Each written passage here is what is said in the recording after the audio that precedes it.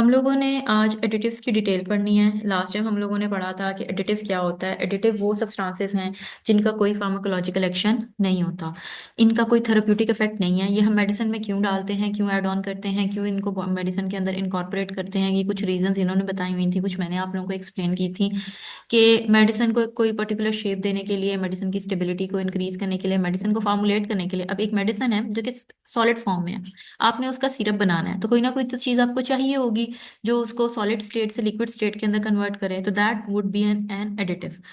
तो अब एक एक एडिटिव को हम लोग डिटेल में पढ़ते हैं कि कौन से एडिटिव्स किस फील्ड में, किस मेडिसिन के साथ यूज होते हैं, और कौन से एडिटिव्स कौन सी मेडिसिन के साथ यूज होते हैं।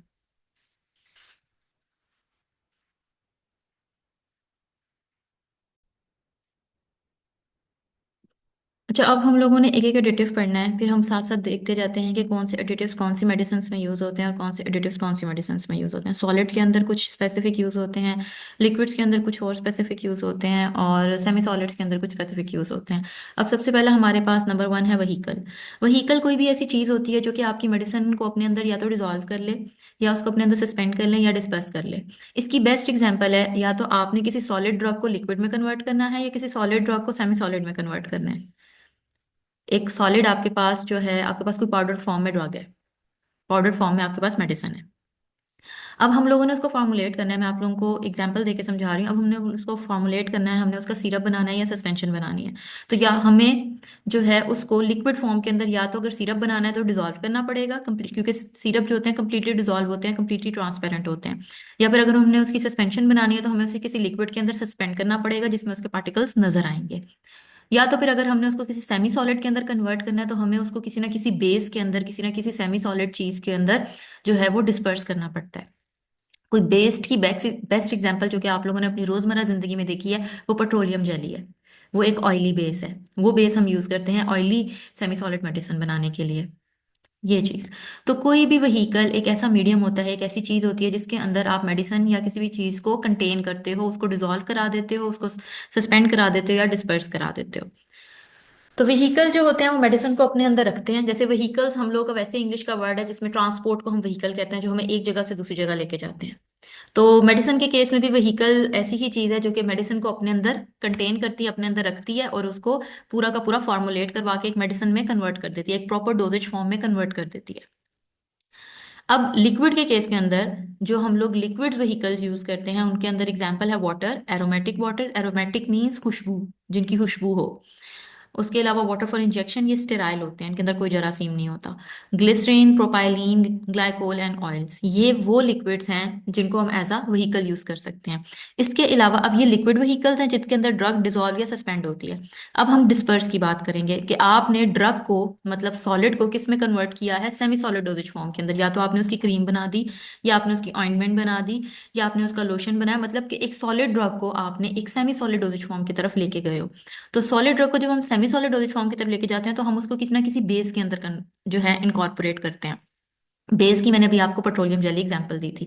फर्स्ट करें, आपने एक पेट्रोलियम जेली ली, वो नॉन मेडिकेटेड है, उसका कोई भी थेरेप्यूटिक इफेक्ट नहीं है। आपने उसके अंदर अपनी ड्रग इनकॉर्पोरेट की। ड्रग इनकॉर्पोरेट करने के बहुत से तरीके हैं, मल्टीपल तरीके हैं। आपने उसके अंदर ड्रग इनकॉर्पोरेट की, मिक्स हो गई, डिस्पर्स हो गई, मतलब प्रॉपरली तौर पर यूनिफॉर्म डिस्ट्रीब्यूशन हो गई है पूरी की पूरी मेडिसिन के अंदर। एक हिस्से में जितनी ड्रग है दूसरे हिस्से में भी उतनी ही ड्रग है, ऊपर जितनी ड्रग है नीचे भी उतनी ड्रग है। 10 ग्राम में उतनी जितनी पूरे 100 ग्राम है, तो हर ग्रामेज के अंदर सेम अमाउंट ऑफ ड्रग है। तो इसको जो है, वो क्या है, वो सेमी सॉलिड के लिए वहीकल है। इसके लिए जो है, जब भी हमने सेमी सॉलिड डोजेज फॉर्म बनानी होती है, दो तरह की बेसिस होती है, एक ऑयली बेसिस होती है और एक वाटर बेसिस होती है। ऑयली बेस की मैंने आप लोगों को एग्जांपल दे दी है। उसके अलावा जो है, यहाँ पे देखें example, commonly use ointment basis are soft paraffin, liquid paraffin. Soft paraffin और लिक्विड पैराफिन, बेटा ये दोनों जो है ना, ये आपकी पेट्रोलियम जेली जैसे ही होते हैं। जो वैसलीन किसी जमाने में आती थी, अब तो वैसलीन नाम के लोशन आना शुरू हो गए हैं। पहले जो अभी भी पेट्रोलियम जेली के नाम से जो मेडिसिन आती है, दैट इज सिंपल ऑइंटमेंट। और सॉफ्ट पैराफिन और लिक्विड पैराफिन उन्हीं के नाम है। देन हमारे पास वूल फैट, वूल अल्कोहल और बीज वैक्स आती है। ये सारी भी इसी तरह की ही होती हैं, पेट्रोलियम जेली जैसी ही होती हैं, लेकिन उनकी प्रॉपर्टीज थोड़ी डिफरेंट होती है। वूल फैट थोड़ा ब्राउन कलर का होता है, बीज वैक्स थोड़ी सी जो है ना वो सख्त होती है, लेकिन होती वो पैराफिन जैसी ही है, मोमबत्ती जैसी है। उसके बाद सपोजिटरी बेसिस, सपोजिटरी ना एक मेडिसिन है, ये जो है अपनी बॉडी कैविटीज के अंदर आप जो है वो एंटर करवाते हो, ईयर के अंदर, नोज के अंदर या रेक्टम के अंदर। तो सपोजिटरी हमारे बॉडी टेम्परेचर के ऊपर मेल्ट होती है और उसके अंदर से ड्रग निकल के आपकी बॉडी के अंदर आता है। ये हम डिटेल में पढ़ेंगे सपोजिटरी क्या होती है, ये मेडिसिन की एक फॉर्म है। स्पोजिटरी बनाने के लिए हम कौन कौन सी बेसिस यूज करते हैं? Theobroma oil, glycerogelatin and polyethylene glycol. अब इसके अंदर आप लोगों ने व्हीकल की सबसे पहले डेफिनेशन करनी है, फिर लिक्विड व्हीकल्स की एग्जांपल्स एंड देन जो आपके सेमी सॉलिड व्हीकल्स हैं उनकी एग्जांपल्स करनी है। ओके।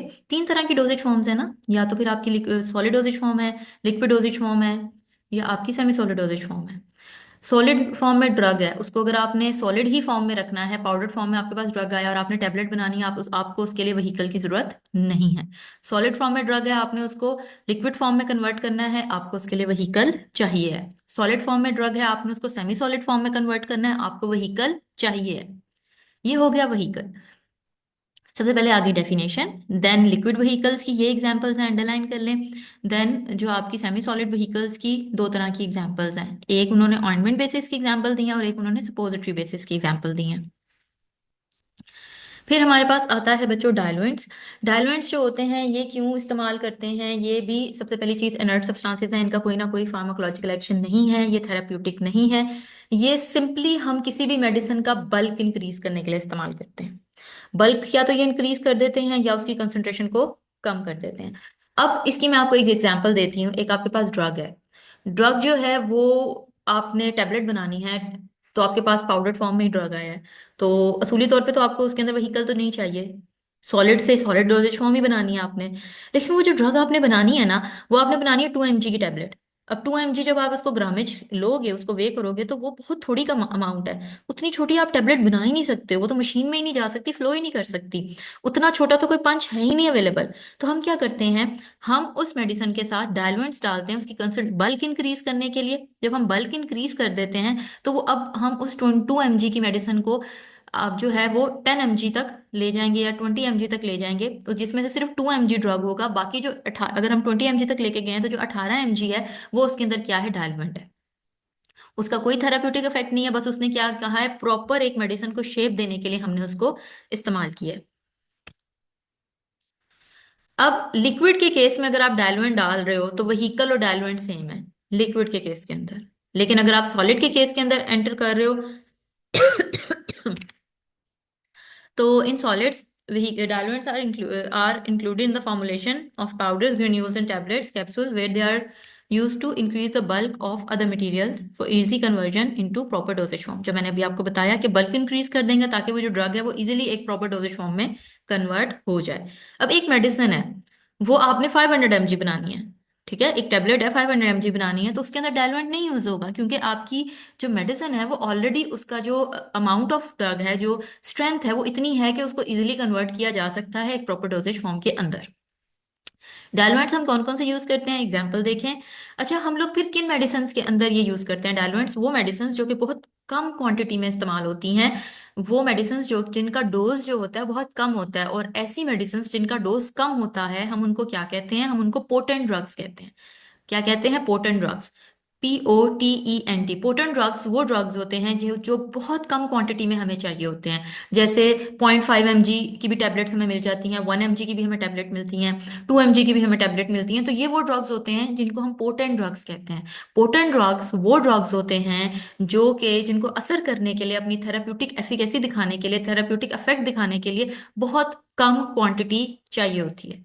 अब पैरासीटामोल है, उसको 500 mg के ऊपर मिनिमम इफेक्ट है, वो पोटेंट नहीं है, ठीक है। अब अल्प्राजोलैम है, अल्प्राजोलैम जो एल्प है, उसकी जो है 5 mg से भी कम है, उसको तो बहुत कम क्वांटिटी के ऊपर भी इफेक्ट दिखाएगी, तो दैट इज पोटेंट। अब हम इसमें अगर डायलुएंट्स की एग्जांपल देखें तो kaolin, lactose, starch, sorbitol and powdered cellulose, ये जो है ना, ये हमारी एग्जांपल्स हैं डायलुएंट्स की। डायलुएंट की आपने डेफिनेशन लिखनी है, देन नीचे एग्जांपल बता देनी है। ये जो चीजें लिखी हुई हैं तीन, ये वजह लिखी हुई है कि डायलुएंट कर क्या रहा है, दो चीजें कर रहा है। नंबर वन, अंडरलाइन करें, इंक्रीज द बल्क, या तो बल्क को इंक्रीज कर देगा in case of solid dosage form, या decrease the concentration in case of liquid dosage form. अगर हम लिक्विड डोजेज फॉर्म के केस के अंदर डायलुएंट डालेंगे तो वो क्या करेगा, कंसंट्रेशन को डिक्रीज कर देगा। इसकी एग्जांपल देती हूँ मैं आपको, ये इसको भी अंडरलाइन करें, नंबर 1 लगाएं, इसको नंबर 2 लगाएं। आपको एमसीक्यू आ सकता है कि डायलुएंट्स करते क्या हैं, किस तरीके से अपना असर दिखाते हैं। अब decrease the concentration in case of liquid form, हमारे घरों में एक बड़ी जो है मशहूर एग्जांपल है, अभी आगे रमजान आएगा तो हम इस्तेमाल करेंगे, जामे शीरी रूह अफ़ज़ा। हम लोग क्या करते हैं, थोड़ी सी क्वांटिटी में उसको लेते हैं और उसको ढेर सारा वाटर डाल के क्या कर लेते हैं, डाइल्यूट कर लेते हैं। तो डाइल्यूट करने से हमने उसको क्या किया, उसका बल्क इंक्रीज कर लिया और कंसंट्रेशन उसकी कम कर दी। तो हमने उसकी क्वांटिटी, थोड़ी सी क्वांटिटी को लेकर उसका, एक तो हमने उसके अंदर कोई भी व्हीकल, या सेम लिक्विड के केस में व्हीकल और डायलुएंट सेम होता है, आपने वो कंसंट्रेशन ली, आपने उसके अंदर और लिक्विड एंटर किया, उसके बाद आपने इससे दो काम किए। एक तो उसका बल्क इंक्रीज कर दिया, आपने ढेर सारी क्वांटिटी में बना लिया। दूसरा, आपने उसकी कंसंट्रेशन कम कर दी, आपने उसको डाइल्यूट कर दिया, आपने उसको थोड़ा सा पतला कर दिया, अपने मुताबिक आपने उसकी मिठास सेट कर ली ना, तो आपने उसको डाइल्यूट कर दिया। तो ये एग्जाम्पल थी इन case of liquid dosage form की। सॉलिड डोजेज फॉर्म में जस्ट हम लोग बल्क इंक्रीज करते हैं, वो डाइल्यूशन में नहीं आता। नेक्स्ट हमारे पास बाइंडर्स होते हैं। अब हमारे पास जितनी ज्यादातर जो ड्रग्स हैं, वो जो वो पाउडर फॉर्म में है या ग्रेनुलर फॉर्म में है। जब ये पाउडर फॉर्म या ग्रेनुलर फॉर्म जो है, ये हम मशीन के अंदर से गुजारते हैं और ये पंच और डाइस के अंदर प्रेस होता है ना, तो पाउडर उठता है। ठीक है। और जरूरी नहीं कि ये बाइंड हो भी ना हो, आप जितना मर्जी एक पाउडर को जो है ना लेकर दबाते रहें दबाते रहें दबाते रहें, उसको जितना मर्जी प्रेशर लगा के प्रेस कर लें, वो नहीं एक प्रॉपर डोजेज फॉर्म बनाता। हम क्या करते हैं, हम उसके अंदर बाइंडर्स डालते हैं। सबसे कॉमन जो बाइंडर है ना जो हम डालते हैं, वो बाइंडर्स आते हैं, आपका ग्लूकोज आएगा, आपका जेलेटिन आएगा, आपका सेलुलोज आएगा और आपकी अकेशिया आएगी। हम लोग सेलुलोज को यूज करते हैं। ये क्या करता है, ये पार्टिकल्स के अंदर जब हम लोग डाल देते हैं तो ये बाइंड कर जाता है और एक प्रॉपर आपको डोजेज फॉर्म नजर आ जाएगी। टैबलेट्स के केस, सॉलिड डोजेज फॉर्म के केस में हमें बाइंडर चाहिए होता है, लिक्विड में तो हमें बाइंडर चाहिए ही नहीं, क्योंकि सॉलिड को हमने लिक्विड में कन्वर्ट करना है। लिक्विड के केस के अंदर हमें व्हीकल चाहिए। बाइंडर्स जो है वो सॉलिड डोजेज फॉर्म बनाने के लिए इस्तेमाल होते हैं, क्योंकि जब मशीन के अंदर से जब उसने जो मिक्सचर है जिसको हमने डोजेज फॉर्म के अंदर कन्वर्ट करना है, जब वो मशीन के अंदर से फ्लो करेगा और उसको प्रेशर लगा के डाई के अंदर प्रेशर डाल के उसको एक प्रॉपर डोजेज फॉर्म या टेबलेट की फॉर्म में कन्वर्ट करने की कोशिश की जाएगी, तो अगर उसके अंदर बाइंडर मौजूद ना हुआ तो वो एक प्रॉपर डोजेज फॉर्म नहीं बन सकेगा। तो हम बाइंडर्स डालते हैं। अब हमने बाइंडर डाल दिया, वो एक प्रॉपर डोजेज फॉर्म बन गई। अब हमें क्या गारंटी है कि ये जब हम गोली खाएंगे तो बॉडी के अंदर जाके टूटेगी, वो तो हमने बाइंडर डाल के बाइंड कर दिया है। अब बाइंडर क्या होगा कि वो खुल भी जाए, तो हम फिर एक डिसइंटीग्रेंट भी डालते हैं। डिसइंटीग्रेंट ऐसे मटेरियल हैं जो कि जब हम बॉडी के अंदर खा लेंगे, उसको ले जाएंगे बॉडी के अंदर, एडमिनिस्ट्रेशन के बाद उस मेडिसिन को तोड़ देते हैं, टैबलेट को ब्रेक डाउन कर देते हैं, टैबलेट को तोड़ेंगे। अब एक बात सोचने वाली है, बाइंडर डाला था तो डिसइंटीग्रेंट डाला है, अगर हम बाइंडर नहीं डालेंगे तो टैबलेट ही नहीं बनेगी। अगर हम लोग कैप्सूल में, कैप्सूल के केस के अंदर उस पाउडर के अंदर, अब कैप्सूल ने तो नहीं ना मशीन के अंदर से प्रेस होना, उसको उसने तो कैप्सूल शेल के अंदर जाना है, तो कैप्सूल के अंदर तो बाइंडर डलेगा नहीं। तो फिर इन केस ऑफ कैप्सूल डिसइंटीग्रेंट भी नहीं आएगा। इन केस ऑफ लिक्विड बाइंडर नहीं डलेगा, हमने लिक्विड को बाइंड करना ही नहीं है, तो इन case of liquid dosage form disintegrant भी नहीं यूज होगा। तो डिसिंट बाइंडर और डिसइंटीग्रेंट आपस में दोनों साइड बाय साइड यूज होंगे। अगर टैबलेट के अंदर, टैबलेट मैन्युफैक्चरिंग में सिर्फ बाइंडर डलता है, अगर टैबलेट मैन्युफैक्चरिंग के अंदर बाइंडर आपने ऐड ऑन किया है, तो फिर आपने उसको मद्देनजर रखते हुए आप अपनी फॉर्मुलेशन के अंदर डिसइंटीग्रेंट भी ऐड करना है। क्यों? क्योंकि बाइंडर जिसने आपकी टैबलेट को बाइंड कर दिया है, बॉडी के अंदर जाकर उसने टूटना भी है। अगर वो नहीं आप डिसइंटीग्रेंट डालोगे तो बॉडी के अंदर जाके वो खुलेगी नहीं, टूटेगी नहीं। इसके लिए ना डिसइंटीग्रेंट का एक प्रॉपर वर्ड है ब्रेकअप, टूटना। डिसॉल्व नहीं है, घुलना नहीं है, डिसॉल्व नहीं होना है। अक्सर बच्चे बोल देते हैं बॉडी में जाके डिसॉल्व हो जाएगी, नहीं, बॉडी में जाके सिर्फ वो टूटेगी, चाहे वो 2 टुकड़ों में टूट जाए, 3 टुकड़ों में टूट जाए, उसने बस टूटना है। डिसइंटीग्रेंट का काम सिर्फ और सिर्फ उसको तोड़ना है कि वो टूटे, क्योंकि बाइंडर हमने डाला था उसने जोड़ के रखा हुआ था। एग्जाम्पल देखें, स्टार्च यूज करते हैं, माइक्रोक्रिस्टलाइन सेलुलोज यूज कर सकते हैं, कार्बोक्सी मिथाइल सेलुलोज यूज कर सकते हैं, इधर सी लगा लें, ये एलुलोज लिखा हुआ है, ये सेलुलोज है। सोडियम एल्जीनेट यूज करते हैं और एल्जीनिक एसिड यूज कर सकते हैं।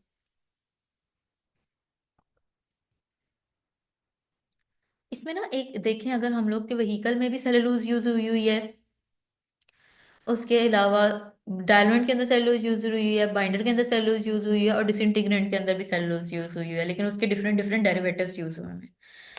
लुब्रिकेंट क्या करता है, आपकी जो मशीनरी है टेबलेट मैन्युफैक्चरिंग में, आपकी जो मशीन है जिसके अंदर आप टेबलेट मैन्युफैक्चर कर रहे हो, जब हम मेडिसिन के अंदर लुब्रिकेंट डाल लेते हैं तो आपकी जो मेडिसिन है, आपका जो पाउडर है, आपका जो इंग्रेडिएंट्स हैं, वो मशीन के साथ नहीं चिपकते, इजीली जो है ना वो प्रोसेस हो जाते हैं, स्मूथ टेबलेट फॉर्मेशन होती है। इसके अंदर हम लोग मैग्नीशियम स्टीरेट और टॉल्क यूज करते हैं। लुब्रिकेंट या एंटी एडहेरेंट जो चिपकने ना दे, एंटी एडहेरेंट मींस जो चिपकने ना दे। तो लुब्रिकेंट्स वो चीजें हैं, वो केमिकल सब्सटेंसेस हैं जो कि आप अपनी फॉर्मुलेशन के अंदर ऐड ऑन करते हो, ऐसे एडिटिव्स हैं जो आप अपनी फॉर्मुलेशन के अंदर ऐड ऑन करते हो ताकि आपकी फॉर्मुलेशन मशीन के पंचेज और डाइज के साथ मिक्स ना हो। पंचेज और डाइज वो जगह वो चीजें हैं जिनसे टैबलेट प्रॉपर एक शेप में आती है। उसके बाद जो है हमारे पास है ग्लाइडेंट। ग्लाइडेंट हम लोग जो है वो पाउडर प्रिपरेशन के अंदर इसलिए ऐड करते हैं इन केस ऑफ टैबलेट मैन्युफैक्चरिंग या कैप्सूल मैन्युफैक्चरिंग, इसलिए करते हैं ताकि मशीन के अंदर इजीली फ्लो आ जाए। लुब्रिकेंट उसको चिपकने नहीं दे रहा, और ग्लाइडेंट ऐसा मटेरियल है जो कि उस सब्सटेंस का, उस फॉर्मुलेशन का, उस पाउडर फॉर्म का फ्लो अच्छा कर देगा। मतलब मशीन से बड़ी जल्दी फ्लो कर जाएगी वो मेडिसिन। ठीक है, वो जो पाउडर फॉर्म में या जो मिक्सचर है जो कि आपके अंदर से मशीन से फ्लो करेगा और किसी डाई और पंच के पास से गुजर के टैबलेट बन बन के बाहर निकल रहा है, वो ग्लाइडेंट जब हम एंटर करेंगे, ग्लाइडेंट जब हम इनकॉर्पोरेट करेंगे, तो ग्लाइडेंट की मदद से वो जल्दी फ्लो आ जाएगा। इसको अंडरलाइन करें, इंप्रूव फ्लो प्रॉपर्टीज। तो वो फ्लो अच्छा हो जाएगा। अब फ्लो अच्छा होने से क्या होगा, जो पहले आपको 10 मिनट लग रहे थे एक प्रोसेस में, अब आपको शायद 7 मिनट लगे। तो इसमें आपको कॉस्ट इफेक्टिव होता है, आपके लिए ये कॉस्ट इफेक्टिव होता है। इसकी एग्जांपल देखें, क्लॉइडल सिलिका, कॉर्न सिलिका और टॉल्क। टॉल्क लुब्रिकेंट में भी आता है और टॉल्क ग्लाइडेंट में भी आता है। उसके बाद हमारे पास आते हैं सरफेक्टेंट्स। सरफेक्टेंट्स जो होते हैं वो इसलिए हम लोग यूज करते हैं, कोई भी इन केस ऑफ लिक्विड प्रिपरेशन सब हम लोग सरफेक्टेंट यूज करते हैं। कोई हमने लिक्विड प्रिपरेशन के अंदर दो ऐसे सब्सटेंसेस या दो ऐसे इंग्रेडिएंट्स यूज किए हैं जो आपस में मिक्स नहीं हो सकते। फर्ज करें आपने एक वाटर यूज कर लिया और एक कोई ऑयली प्रिपरेशन है आपने यूज कर ली, एक पोलर ले लिया आपने, एक नॉन पोलर ले लिया। ठीक है, तो आपकी फॉर्मुलेशन के अंदर कोई भी मेडिसिन बनती है उसका पूरा फार्मूला फार्मूला बनता है कि इसके अंदर ये एक्टिव होंगे और ये इसके अंदर एडिटिव होंगे। अब जो एडिटिव्स आपने डाले हैं, चाहे वो सॉर्बिटोल था, प्रोपाइलीन ग्लाइकोल था, कोई अरोमेटिक वाटर आपने यूज कर लिया, जो लिक्विड डोजेज फॉर्म्स है, मैं लिक्विड डोजेज फॉर्म्स की बात कर रही हूँ, जो आपने लिक्विड डोजेज फॉर्म यूज करनी है, वो दो लिक्विड डोजेज फॉर्म आपस में इमिसिबल है, मतलब मिक्स नहीं हो सकती। जब भी दो चीजें आपस में इमिसिबल होती हैं, दो लिक्विड्स आपस में मिक्स नहीं होते, तो वो आपस में आ करना एक बाउंड्री के ऊपर जो है ना, एक सरफेस टेंशन, हम लोगों ने सरफेस टेंशन पढ़ा था ना, उनकी उस बाउंड्री के ऊपर इंटरफेशियल टेंशन बहुत ज्यादा होती है। एक सब्सटेंस दूसरे सब्सटेंस के करीब आ गया, फर्स्ट करें एक वाटर था और एक ऑयल था, वो एक दोनों बिल्कुल एक पास आके चिपक गए, लेकिन वाटर और आपस में मिक्स नहीं होंगे, दोनों सेपरेटेड रहेंगे। हमें क्लियरली पता चलेगा कि वाटर अलग है और ऑयल अलग है, और उनकी बाउंड्री पता चलेगी कि ये बाउंड्री है। तो वो जो बाउंड्री है उस बाउंड्री को कहते हैं इंटरफेस, और उस बाउंड्री के ऊपर इन दोनों के दरमियान में जो टेंशन होती है उसको कहते हैं इंटरफेशियल टेंशन। तो हम लोग ना सरफेक्टेंट या सरफेस एक्टिंग एजेंट्स यूज करते हैं। वो क्या करते हैं, इन दो चीजों के दरमियान की, इन दो लिक्विड्स के दरमियान में जो आपस में चिपके हुए हैं, और उन चिपके हुए के दरमियान में क्या है, सरफेस टेंशन है, इंटरफेशियल टेंशन है, उस टेंशन को कम कर देते हैं। सरफेक्टेंट क्या करता है, इंटरफेशियल टेंशन को कम कर देता है। वो एक्चुअल में क्या होता है, सरफेस जो सरफेक्टेंट होता है ना, उसके दो पार्ट्स होते हैं, एक पोलर एक नॉन पोलर, और जो लिक्विड्स हैं वो भी एक पोलर है एक नॉन पोलर है। तो सरफेक्टेंट का पोलर पार्ट जाके दो चीजों के, दो भी लिक्विड्स के पोलर पार्ट के साथ अटैच हो जाता है, और सरफेक्टेंट का नॉन पोलर पार्ट जो होता है वो जाके वो जो दूसरा लिक्विड है जो नॉन पोलर है उसके साथ अटैच हो जाता है। अब जब सरफेक्टेंट का पोलर पार्ट दो लिक्विड्स के पोलर पार्ट्स के साथ अटैच हो जाएगा, और सरफेक्टेंट का नॉन पोलर पार्ट दो मिक्स होने वाले लिक्विड्स के नॉन पोलर पार्ट के साथ अटैच हो जाएगा, तो हमें ऐसा लगेगा कि दोनों लिक्विड्स आपस में मिक्स हो गए हैं। लेकिन एक्चुअल में वो मिक्स नहीं हुए होते। बस सरफेक्टेंट ने क्या किया होता है, वो बाउंड्री पे जाता है, उन दोनों के दरमियान में जाके खड़ा हो जाएगा, एक साइड से पोलर पार्ट को पकड़ लेगा, दूसरे साइड से नॉन पोलर पार्ट को पकड़ लेगा, और हमें ऐसा लगेगा कि ये आपस में मिक्स हो गए। अब हम इसकी डेफिनेशन देखते हैं। सरफेक्टेंट्स क्या होते हैं, ऐसे सब्सटेंसेस होते हैं जो कि लिक्विड्स के केस में दो ऐसे लिक्विड्स जो आपस में मिसेबल नहीं हैं उनकी इंटरफेशियल टेंशन को कम कर देते हैं, मतलब दोनों के इंटरफेस पे, दोनों की बाउंड्री पे जाके इंटरफेशियल टेंशन को कम कर देंगे। और इंटरफेशियल टेंशन को कम करते हुए ये दोनों को क्या बना देंगे, मिसेबल बना देंगे, ऐसा नुमाया होगा कि आपस में मिक्स हो गए हैं। अब इसकी पीछे बिहाइंड स्टोरी क्या है कि जो सर्फेक्टेंट का मॉलिक्यूल होता है उसके दो पार्ट होते हैं, एक पोलर पार्ट और एक नॉन पोलर पार्ट। तो जो मॉलिक्यूल का पोलर पार्ट है वो उन लिक्विड्स के पोलर पार्ट के साथ अटैच हो जाता है, और जो नॉन पोलर पार्ट है वो नॉन पोलर पार्ट के पास अटैच हो जाता है। और इस तरह से और ये होता इंटरफेस पे है, मतलब दोनों की बाउंड्री पे होता है, अगर आप लिख लें बाउंड्री। तो इंटरफेस के ऊपर जाके जब इस तरीके से पोलर और नॉन पोलर आपस में बाउंड हो जाएंगे तो हमें ऐसे नुमाया होगा कि ये आपस में मिक्स हो गए हैं। ये इसकी केमिस्ट्री है, ये इसकी थ्योरी है कि ये होता कैसे है। फिर तीन तरह के सरफेक्टेंट्स होते हैं, एक एनायनिक होते हैं, इसके ऊपर होगा नेगेटिव चार्ज, एक कैटायनिक होते हैं, इनके ऊपर होता है पॉजिटिव चार्ज, और एक नॉन एनायनिक होते हैं। अब इनकी एग्जांपल्स देखें कौन कौन से सरफेक्टेंट्स हम यूज कर सकते हैं। Sulphated compounds, sodium lauryl sulphate, sodium cetyl sulphate, diacetyl sodium sulphosuccinate, benzalkonium chloride, glyceryl monostearate, spans and tweens. ये एग्जांपल्स हैं कि कौन कौन सी चीजें एज अ सरफेक्टेंट यूज हो सकती हैं। उसके बाद हमारे पास आते हैं सस्पेंडिंग एजेंट। अब हमारे पास एक सॉलिड डोज थी, हमें कहा गया ब्रूफिन ले लें, ब्रूफिन पाउडर फॉर्म में हमें दी गई है और कहा गया कि इसको लिक्विड डोजेज फॉर्म में कन्वर्ट कर दो। ब्रूफिन जो है वो किसी भी व्हीकल के अंदर डिसॉल्व नहीं होता, वो ना पोलर लिक्विड्स के अंदर डिसॉल्व होता है, ना ही वो नॉन पोलर के अंदर डिसॉल्व होता है। तो हमने अब इसका सिरप नहीं बना सकते, हम बनाएंगे इसकी सस्पेंशन। तो आपको मार्केट में जितनी भी ब्रूफिन की लिक्विड प्रिपरेशन मिलती है वो सारी की सारी सस्पेंशन है। हमारी गलत प्रैक्टिस है कि हम ब्रूफिन सिरप बोलते हैं, वो उसके ऊपर लिखा हुआ है कि वो सस्पेंशन है। अब सस्पेंशन और सिरप में डिफरेंस ये होता है कि जो सिरप होता है ना वो क्लियर होता है, मतलब आपने उसके अंदर जितने भी इंग्रेडिएंट्स डाले हैं, आप अगर उसको रोशनी के आगे देखोगे तो आपको सिर्फ और सिर्फ लिक्विड नजर आएगा, उसके अंदर पार्टिकल कोई भी नजर नहीं आएगा। मतलब जितने भी इंग्रेडिएंट्स थे वो उस लिक्विड के अंदर कंप्लीटली तौर पर डिसॉल्व हो गए हैं और एक होमोजीनियस मिक्सचर बन गया है। आप उस लिक्विड के अंदर देख कर ये नहीं बता सकते कि ये अलग इंग्रेडिएंट है और ये अलग इंग्रेडिएंट है। लेकिन इन केस ऑफ सस्पेंशंस, सस्पेंशंस जो है वो कंप्लीटली तौर पर डिसॉल्व नहीं होती। आपको एक लिक्विड प्रिपरेशन दी गई है और उसके अंदर आपको पार्टिकल्स नजर आ रहे हैं, तो इसका मतलब है कि ये सस्पेंशन है। समटाइम कुछ प्रिपरेशंस के ऊपर लिखा होता है कि आपने शेक वेल बिफोर यूज, आपने इसको पहले हिलाना है, इसको शेक करना है, देन आपने इस्तेमाल करना है। वो क्या है, सस्पेंशन है। सस्पेंशन के अंदर ड्रग जो है वो डिसॉल्व नहीं होता। फिर अगर वो डिसॉल्व नहीं हो रहा तो फिर हम उसको क्या कर रहे हैं, हम उसके अंदर सस्पेंडिंग एजेंट डालते हैं। हमने ड्रग लिया, एक लिक्विड डोजेज फॉर्म, एक लिक्विड लिया, लिक्विड के अंदर ड्रग को हमने मिक्स किया, मिक्स नहीं हुआ। अब हम क्या करेंगे कि ये ड्रग जो है जब हम इसको एज अ बतौर मेडिसिन यूज करें, इस चीज को जो लिक्विड के अंदर हमने सॉलिड को मिक्स कर दिया है, इसको अगर हम एज अ मेडिसिन यूज करें तो हम प्रॉपर डोजेज फॉर्म का बता सकेंगे ये प्रॉपर एक डोज है। हम क्या करते हैं, हम सस्पेंडिंग एजेंट यूज करते हैं। सस्पेंडिंग एजेंट जो है ये ऐसे केमिकल सब्सटेंसेस हैं जिनका मॉलिक्यूलर वेट बहुत ज्यादा है। ये पहला काम क्या करते हैं, ये इंक्रीज कर देते हैं उस लिक्विड की विस्कोसिटी को, उसको गाढ़ा कर देते हैं। वो जो लिक्विड है जिसके अंदर हमने सस्पेंडिंग एजेंट डाला है उसकी विस्कोसिटी को इंक्रीज कर देंगे। आप देखोगे सस्पेंशन हमेशा गाढ़ी होती हैं एज कम्पेयर टू सिरप्स।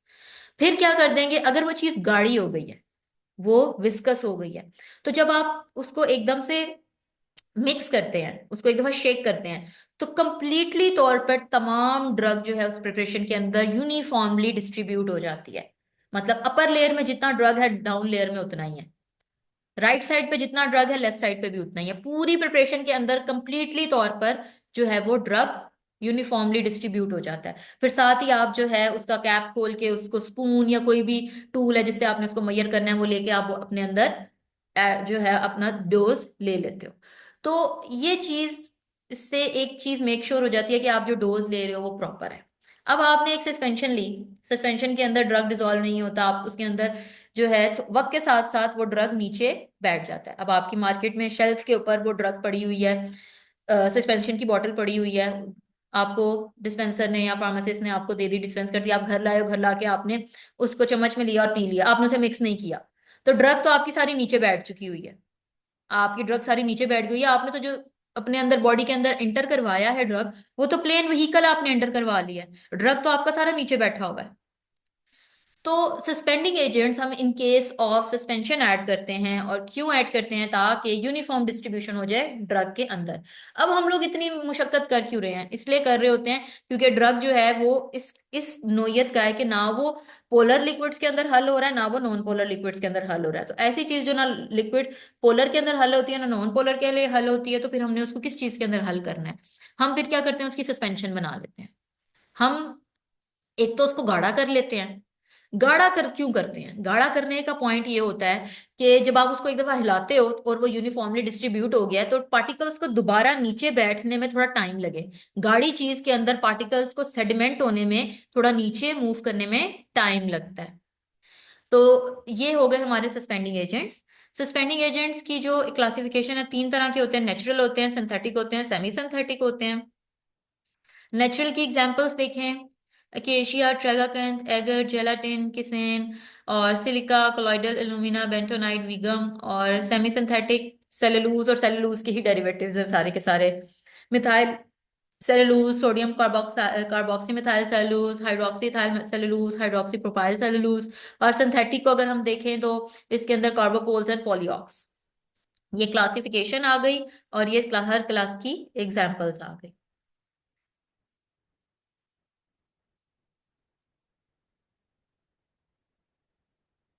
बच्चे, अभी आप लोग मुझे बताएं